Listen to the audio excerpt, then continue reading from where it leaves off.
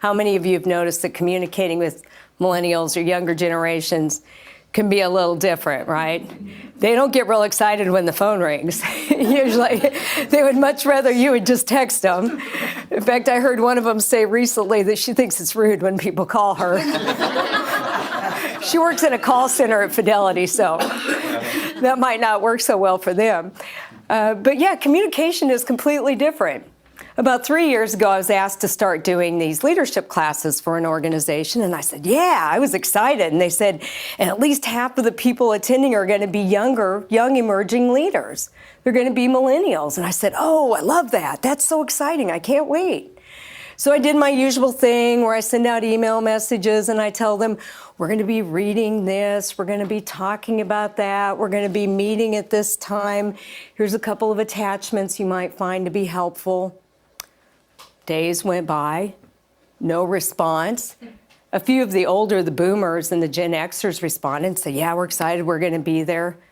Not one younger member of the classes responded. I got there, they were all there, they were excited. I said, did you get my email? They said, no. I said, well, I'm going to send things out email. And they said, okay, we'd really rather have a text, but if you have to, that's fine. Sometimes 3 weeks would go by and I'd have no response from them over any of the emails I sent. So I called my favorite consultants on the topic, my two children, Kiefer and Chloe, and my son said, he's the older one, he said, Mom, that's just how millennials are. You just have to accept this. This is how they function. This is the way they communicate. That was a good reminder. And I thought back to what my mentor, John Maxwell, oftentimes says, and that is that communication and connecting with people is always about them, not about me. So I thought, okay, let's flip this. Let's think about it the way I believe they look at it.